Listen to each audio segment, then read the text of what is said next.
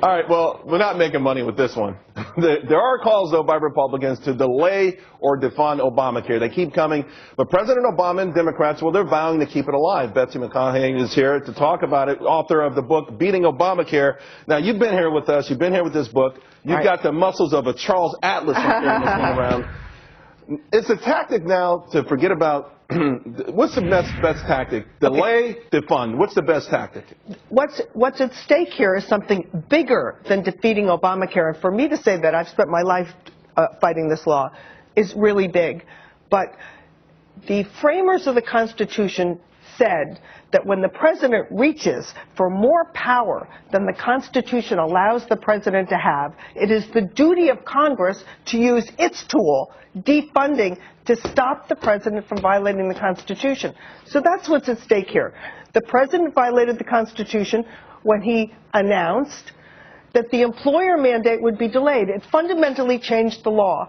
And the president doesn't have the power under our system of government to pick and choose what parts of the law to implement. I keep hearing about what the president can't do. It feels like he's doing everything you guys keep saying he can't do. Well, that's right. And how many times are we going to allow this president to trample the Constitution before our freedom is gone? Is that a rhetorical question? Because I don't have the answer. Well, it is a rhetorical question, but we ought to be asking members of Congress, because I hear many members of Congress say, well, I don't want to go along with this defunding. I don't want to go along with this delay because it may backfire on us politically. You know, Betsy, the president has also been saying, if Congress doesn't get going, I will do more executive orders. How does this play into Well, that's a very dangerous thing. You've heard the president say it many times at Knox College. Many times in the last 3 years he said, I will work with them, but if they refuse, I'm going to do it on my own. Well, under our system of government, the president doesn't have the power to make law on his own. And I'm wondering, how removed from our history and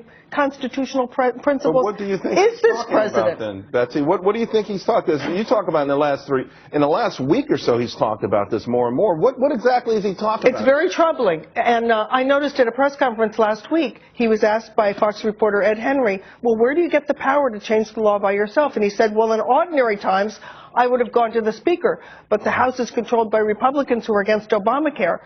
Well, ordinary times, every single president has had to deal with a Congress that's at least in part against him. Or from an opposite party. That's right. Both the Bushes, the Clintons, Eisenhower, Reagan, everyone has had to govern with an opposition party. It was deliberately set up that way.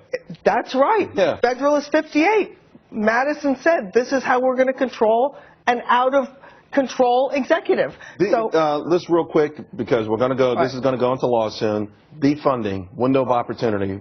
When can they hit it? When's the best time to try to defund it? Right now, because the Congress... Everyone's away right now. No, the Congress will have to vote by September 30th on what's called the continuing resolution to fund the government, because they can never get together on a budget.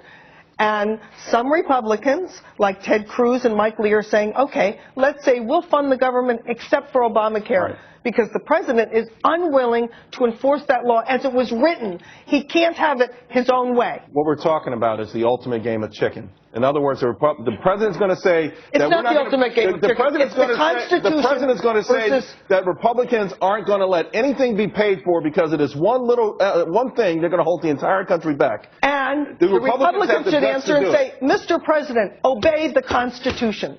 All right, we'll see. I mean, I know he took an oath to obey it, and I kind of saw that on TV, but I'm going to tell you right now, this is going to be a huge showdown, the ultimate game of chicken. We're going to see how many Republicans are going to have the willingness to do that.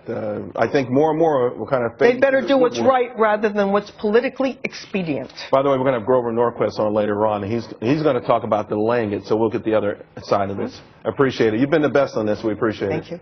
All right, guys, 3 stories coming up. For